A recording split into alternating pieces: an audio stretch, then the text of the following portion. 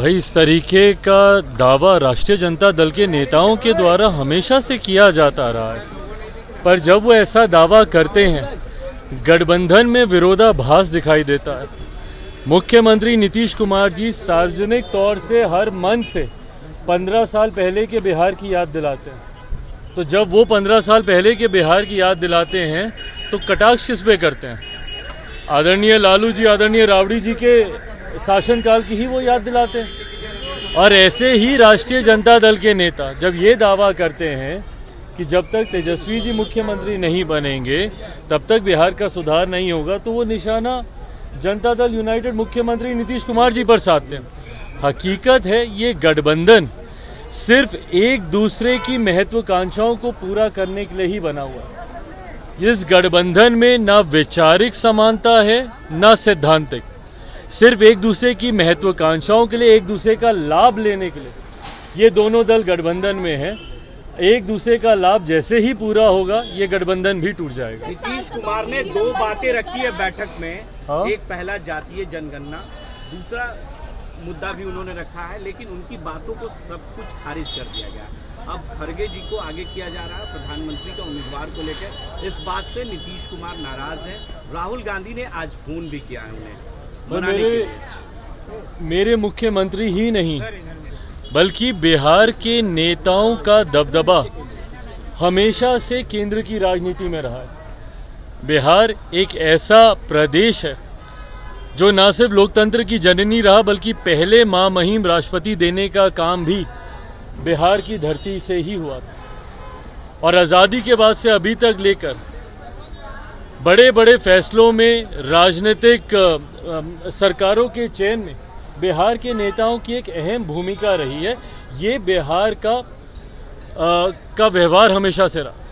पर आज मुझे इस बात का अफसोस होता है कि बिहार के नेताओं, बिहार का नेतृत्व इतना कमजोर हो गया कि उनकी बातों को अहमियत तक नहीं दी जाती। विपक्ष के गठबंधन में जहां एक दौर था कि नीति, नेता, नीयत सब तय करते थे बिहार के नेता, ऐसे में आज की तारीख में बिहार का नेतृत्व इतने कमजोर व्यक्ति कर रहे हैं कि जिनकी बातों को उनके गठबंधन में अब सुना तक नहीं जाता। मेरे मुख्यमंत्री जाते हैं, इस बात को मैं झुटलाऊंगा नहीं, इस बात को स्वीकार करना होगा कि भाई विपक्षी एकता की मुहिम उन्हीं ने शुरू की थी। भले अपनी महत्वाकांक्षा के लिए की थी, दरवाजे दरवाजे गए थे, प्रदेश प्रदेश गए थे, भले उसके पीछे सोच ये थी कि वो प्रधानमंत्री बने। पर आज जब ये तमाम विपक्षी दल के नेता एक साथ हुए हैं तो मेरे मुख्यमंत्री की बातों तक को सुनना वो जरूरी नहीं समझते। उनके सामने दूसरे नेता का नाम सामने आता है, इनके तमाम सुझावों को अस्वीकार किया जाता है। इसी का परिणाम है दो बैठकों से मेरे मुख्यमंत्री नाराज होकर वापस आए।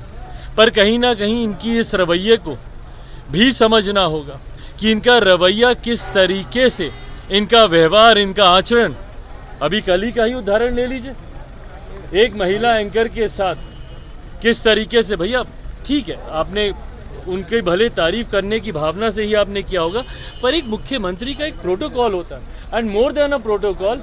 इससे पहले तो हमने कभी नहीं देखा अपने मुख्यमंत्री को इस तरीके का आचरण करते हुए। इसको सामान्य हम लोग तब माने कि अगर निरंतरता में शुरू से मेरे मुख्यमंत्री का व्यवहार ऐसा ही रहता, आप लोगों से आते जाते हाथ मिलाते, मिलते, हंसी मजाक करते। पर आज जिस तरीके से मेरे मुख्यमंत्री का आचरण है वो कहीं से भी सामान्य तो नहीं। और यही कारण है कि अब इनके विपक्ष के घटक दल के नेता भी अब इनको गंभीरता से नहीं लेते, इनकी बातों को गंभीरता से नहीं लेते। और एक ऐसा व्यक्ति जिनकी बातों को ही गंभीरता से नहीं लिया जाए, वो हमारे देश, हमारे प्रदेश का वो नेतृत्व कर रहे हैं, ये हमारे लिए चिंता की बात है। तो ऐसे में मुख्यमंत्री के सुझावों को, भाई जब बिहार की जनता ने ही अस्वीकार कर दिया, जब बिहार की दूसरे की कृपा पे आज मुख्यमंत्री बने हुए, जब बिहार की जनता ने ही इन्हें रिजेक्ट करके रखा हुआ, तो ऐसे में ना विपक्ष के नेता इनको स्वीकार करेंगे और देश की जनता तो कभी नहीं। बता रही है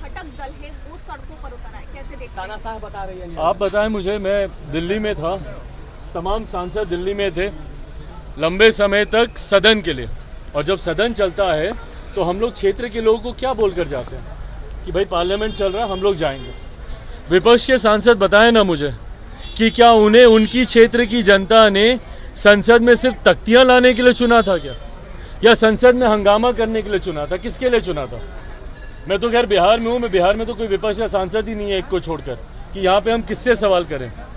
पर जितने भी ये विपक्षी सांसद हैं, क्या इनको इनकी क्षेत्र की जनता ने सिर्फ तख्तियां उठाने के लिए चुना है कि इनसे जुड़े हुए विषयों को उठाने के लिए चुना है? इस बार भी संसद में कितनी बार 0R में हमारा नाम आया, हमको विषय उठाने थे। हाजीपुर से जुड़े हुए विषय थे, जमुई से जुड़े हुए विषय थे। एक सांसद के पास संसद में उठाने के लिए 0R एक बहुत महत्वपूर्ण समय होता है, प्रश्नकाल एक बहुत महत्वपूर्ण समय होता है।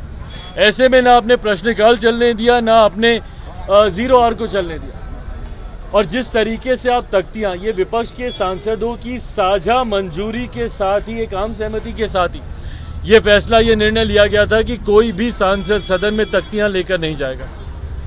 ये विश्वास माननीय स्पीकर साहब को दिलाया गया था। उसके बाद सदन में तख्तियां लेकर आना, सदन को बाधित करना, किस विषय को लेकर?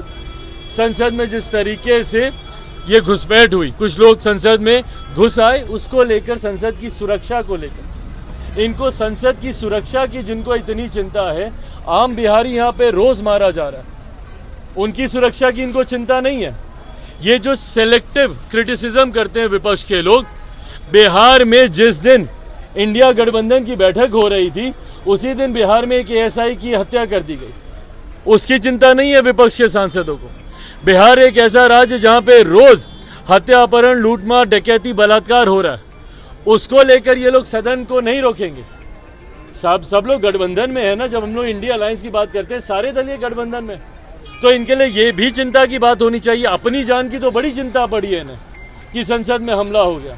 और क्या पहली बार हुआ था ये? इससे पहले भी कई बार संसद में इस तरीके का हमला हुआ है, पर उस वक्त तो सदन को इस तरीके से बाधित नहीं किया गया। ये एक सोची समझी रणनीति के तहत ये किया जा रहा है। विपक्ष सिर्फ सदन को बाधित करना चाहता है ताकि विकास से जुड़े हुए, कल माननीय गृह मंत्री जी के द्वारा अंग्रेजों के जमाने से जो चला आ रहा कानून, उसको बदलाव करने के लिए बिल को पारित किया गया। ये महत्वपूर्ण बिल पारित ना हो, सिर्फ इसके लिए विपक्ष हंगामा करना चाहता है। हकीकत है कि विपक्ष के पास आज की तारीख में अब कोई मुद्दा नहीं बचा। बाहर आते हैं ये लोग, मौकरी करते हैं, मिमिक्री करते हैं उपराष्ट्रपति की, जो कि राज्यसभा के सभापति भी हैं, और कांग्रेस के एक वरिष्ठ नेता उसकी वीडियोग्राफी करते हैं। बताइए कहां से उचित है ये? जो व्यक्ति एक जाट समाज से आता है, जो व्यक्ति एक किसान परिवार से आता है, आप उनकी आप मिमिक्री कर रहे हैं वहां पे बैठकर। क्या ये सही है? इंडिया गठबंधन कह रहा है कि मिमिक्री नेहरू जी के समय से ही होता आता, सदन में होता आया है और काफी पुरानी रीत है। भाई ये जब हास्य कलाकार करते हैं उस रीत को हम लोग समझते हैं, पर सांसद सदन में बैठकर इस तरीके से मजाक करें, उपहास उड़ाएं। अगर आपको सदन मजाक की ही जगह लगती है तो आने वाले दिन में जनता फिर आपको बता देगी। ये सदन को हल्के में लेना ही कारण बना है भैया कि विपक्ष की संख्या हर बीतते चुनाव के साथ कम होती जा रही है। 14 से कम संख्या में 19 में विपक्ष जीत कर आया, अब 24 में इससे भी कम संख्या में विपक्ष जीत कर आएगा। यही कारण ये लोग सदन को गंभीरता से नहीं लेते, इसीलिए विपक्षी सांसदों की संख्या कम होती जा रही है और एनडीए के सांसद बढ़ते जा रहे हैं। 24 में देखिएगा 400 से ज्यादा सीटों के साथ एनडीए सरकार बनाएगी।